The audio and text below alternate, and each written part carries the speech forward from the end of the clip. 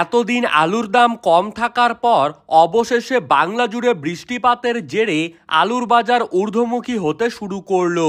যতদিন যাচ্ছিল আলুর দাম কিন্তু ঠিক ততই কমতেছিল, কিন্তু পশ্চিমবঙ্গের পাশাপাশি ভারতের অন্যান্য রাজ্যগুলিতে চলতে থাকা বৃষ্টিপাতের জেরে বর্তমানে আলুর চাহিদা নতুন করে বাড়তে শুরু করেছে।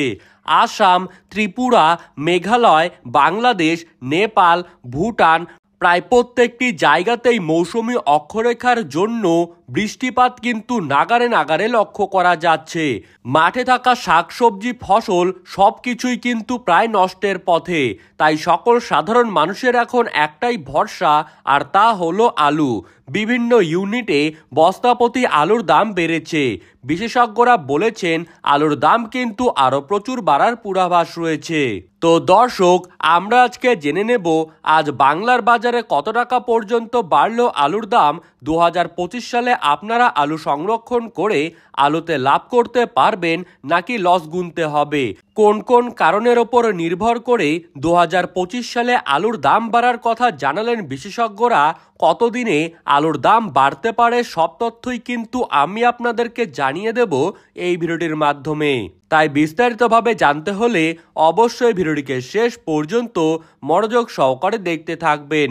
আর আপনি কোন জেলার আলুর বাজার দর সম্পর্কে জানতে চান সেই জেলাটির নাম ভিডিওর কমেন্ট বক্সে লিখে জানিয়ে দিবেন। এবং সবার আগে সবার প্রথমে আপনার এলাকার আলুর খবর জানতে আমাদের ইউটিউব চ্যানেলটিকে সাবস্ক্রাইব করে রাখবেন। তো চলুন এক নজরেই দেখে নেওয়া যাক। টানা বৃষ্টিতে সবজি একের পর এক নষ্ট, মাথায় হাত কৃষকদের। দক্ষিণবঙ্গ থেকে উত্তরবঙ্গ, গ্রাম থেকে শুরু করে শহর, বৃষ্টিতে জলমগ্ন সর্বত্রই। বাঁকুড়া ও মেদিনীপুর জেলায় তৈরি হয়েছে বন্যার পরিস্থিতি, যার ফলে আলুর বাজারে এর প্রভাব কিন্তু সরাসরিভাবে লক্ষ্য করা যাচ্ছে। আজ বস্তাপ্রতি আলুর দাম 35 থেকে 45 টাকা পর্যন্ত বাড়ল।